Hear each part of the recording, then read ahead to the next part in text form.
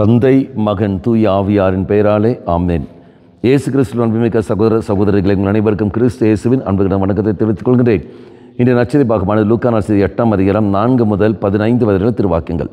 குறிப்பாக 12ஆம் வாக்கியம், வழியோரம் எழுந்த விதைகள் அவ்வார்த்தைகளை கேட்பவர்களுள் சிலரை குறிக்கும்.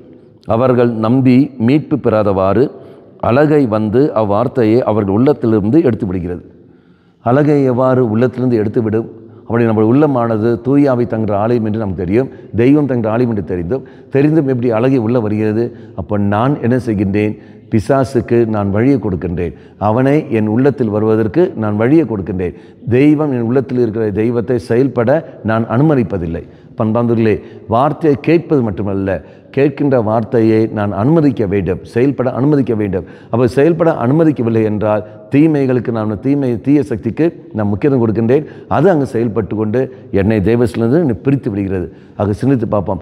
அறிவிக்கப்படுற ஓரோ வார்த்தைகளும் அது நான் செயல்பட அனுமதிக்கின்றேன். செயல்பட அனுமதிக்கிறேன், எப்படி அதை செயல்படுத்த அனுமதிக்க முடியும்?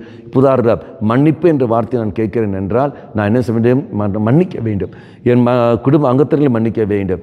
என்னை காயப்படுத்தவர்களை மன்னிக்க வேண்டும். அப்போ நான் மன்னிக்காமல் நான் அப்படியே இருக்கிறேன் என்றால் வார்த்தையை கேட்டனை ஒழிய நான் செயல்படவில்லை, செயல்படுத்த அனுமதிக்கவில்லை. ஆக செயல்படுவோம், இறை வார்த்தையேற்ற வாழ்க்கையை நாம் வாழ்வோம். கண்களை மூடிக்கொள்ளுங்கள். நல்லவனாய தெய்வமே, உள்ளத்தில் ஊன்றப்பட்டிருந்த வார்த்தை தீயோன் கைப்பற்றி செல்கிறான் என்றால் என்னுடைய கண்டு கொள்ளாத தன்மையும் என்னுடைய தெளிவற்ற ஒரு நிலையும் தான் அது எடுத்து காட்டுகிறது.